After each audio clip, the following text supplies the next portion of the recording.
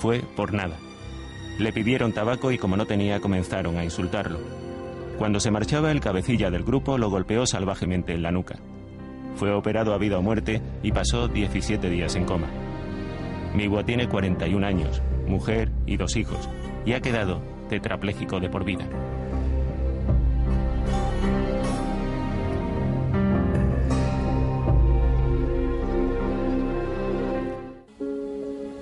Hubo un antes y un después en los crímenes racistas que hasta ese momento se consideraban hechos aislados. Hace ahora 15 años un grupo skin neonazi atacó una discoteca abandonada en Aravaca, donde se cobijaba un grupo de dominicanos. Lucrecia fue asesinada por estar allí, ser inmigrante, pobre y negra. En este caso la justicia fue contundente y los autores condenados a penas de más de 100 años. Aquella muerte conmocionó a la opinión pública y desveló que la peor de las enfermedades, el odio, estaba arraigando como fenómeno social. Solo en esos momentos, en esos picos agudos de máxima gravedad, es cuando tomamos conciencia de que hay una enfermedad moral, de que hay un virus y de que ese virus puede ser muy criminal y generar mucho dolor en las víctimas, ¿no? Pero una vez que ha pasado ese momento grave, ese repunte de la conciencia, pues luego volvemos otra vez a como si aquí no pasara nada, ¿no? Creo que estamos en un punto crítico. Hasta ahora yo creo que han sido hechos aislados, pero hay que estar atentos. Creo que son delitos contra los que hay que reaccionar con contundencia. Pero además hay que hacer una serie de medidas políticas, ¿no? Hay que trabajar estrechamente con jueces y fiscales, con la policía, para que sepan detectar en los posibles delitos de agresiones, faltas, el componente de racismo y xenofobia. 20 de enero del 96. Un joven estudiante de COU moría de una puñalada en el corazón en una de las zonas más concurridas de Madrid. Tras una reyerta provocada por un grupo skin, 3 de ellos persiguen a David y uno le da una puñalada por la espalda. David no era inmigrante ni extranjero. Tuvo la fatalidad de cruzarse en el camino de unos asesinos que tienen el odio como única coartada. El crimen de David fue visto por muchas personas, pero el sistema fracasó y la investigación no condujo a ninguna parte. Han pasado 11 años y el padre sigue sin comprender cómo los autores continúan impunes. Había 200 personas. Aquí falta una actuación decidida de las instituciones y desde luego que no quede ningún caso impune. Y eso tenemos que exigir todos a las instituciones, que no quede ningún caso impune. En el caso de mi hijo no hay un solo detenido, delante de 200 testigos. Esto es inadmisible. Necesitamos que tomen medidas importantes. Hay, por ejemplo, medidas como la protección de la víctima. Necesitaríamos una ley contra el racismo y la intolerancia que articulara todo un sistema de amparo. Necesitaríamos una fiscalía especializada que persiguiera este tipo de delitos. Necesitaríamos también algún cambio en el Código Penal que sancionara perfectamente, de una manera nítida, todo tipo de crimen de odio. El odio y la intolerancia son la causa de 4.000 agresiones y decenas de muertes cada año. La práctica totalidad de estos delitos es causada por los más de 10.000 ultras y neonazis que existen en España. Las imágenes de la menor ecuatoriana agredida en el metro de Barcelona han disparado el debate y la opinión pública se pregunta cómo es posible que en este tipo de delitos los agresores no ingresen inmediatamente en prisión. Los jueces siguen la doctrina del Constitucional, que considera que la alarma social no es motivo de prisión preventiva y que, salvo riesgo de fuga, el presunto agresor no debe ir a la cárcel antes de ser juzgado. Muchos de los grupos ultra que actúan en España hacen ostentación pública de racismo y xenofobia y despliegan toda una simbología nazi de incitación a la violencia. Colectivos de apoyo a las víctimas se preguntan por qué la Fiscalía no actúa de oficio contra estos grupos de naturaleza violenta que propagan el odio a través de Internet.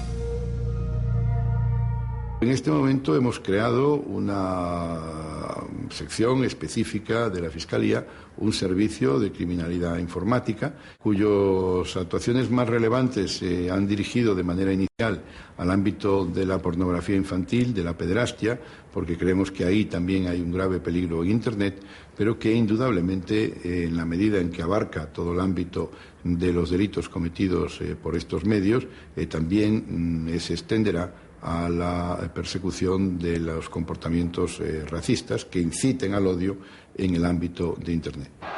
Aunque el principal objetivo de los ultras son los inmigrantes, su violencia esconde un odio indiscriminado contra toda expresión de libertad, ya sea religiosa, política o de condición social. Un fanatismo que se ampara en espectáculos de conciertos clandestinos o en gradas de estadios usadas como pretexto para ejercer la violencia. 8 de diciembre del 98. Aitor Zabaleta cae asesinado de una puñalada en el corazón tras una encerrona organizada por el grupo ultra Bastión contra seguidores de la Real Sociedad. Lo mataron por ser vasco, porque es que además el grito de guerra que hubo ese día era matar a los vascos. Y se reunieron y tal, venga, vamos a zurrar a estos vascos, pero nos vamos a dar bien. Y después de hacer lo que hicieron, en el mismo campo, la misma gente, en el mismo campo, dijeron, solo ha caído uno. Coño, teníamos que haber tumbado a más. La sentencia del caso Aitor guarda un recuerdo agridulce. El autor material, que fue condenado a 17 años, disfruta ya de permisos de salida, y al grupo Bastión no se le condenó por asociación ilícita. Durante años el padre de Aitor soportó amenazas y tuvo que cambiar de domicilio. Siente que la justicia solo reparó una pequeña parte del delito, pero ha querido apartar de su dolor cualquier sentimiento de venganza. Muchas veces también tenemos que ser consecuentes de que la culpa es de los padres. Muchos padres instigamos o instigan a sus hijos a que sean vengativos, a que sean más héroes o más hombres que los demás. Eso es mentira. Eso no debe ser así. Los padres tienen que tener un sistema de educación hacia los hijos que de ahí partiría el que no sucedieran estas cosas y no habría estos desalmados. 20 de julio de 2002. Al mediar en una pelea, un joven de 16 años es asesinado en Costa Polvoranca, una zona de copas a las afueras de Madrid, el mismo lugar donde años antes se produjo otro crimen de connotaciones racistas. La familia de Jimmy pasó un auténtico calvario. Un jurado popular absolvió al acusado, pero el Tribunal Superior ordenó repetir el juicio y el agresor vinculado a grupos Skin fue finalmente condenado. Pero el agravante de racismo que contempla el Código Penal no fue tenido en cuenta. De hecho, el Movimiento contra la Intolerancia estima que desde el año 95 solo hay 2 casos en los que se ha aplicado. La desconfianza de los inmigrantes en la justicia no es infundada. Esta misma semana se ha producido una brutal agresión contra un colombiano que ha tardado en denunciar los hechos por la experiencia que ha sufrido la joven agredida en el metro de Barcelona.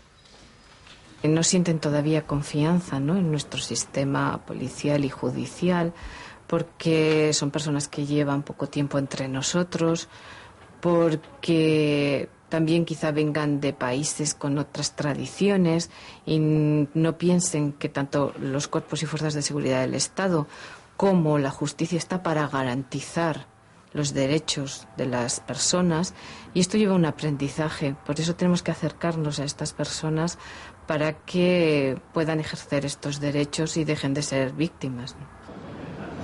El caso de Miwa ha evidenciado una descoordinación del sistema judicial y policial y está siendo objeto de un seguimiento diario por parte del fiscal general. Han pasado 8 meses desde la agresión y la Fiscalía aún no se ha pronunciado porque está a la espera del informe forense. El agresor lleva todo este tiempo en libertad condicional. La familia se queda destrozada. Yo mismo, tú lo ves. No hay que comentar algo.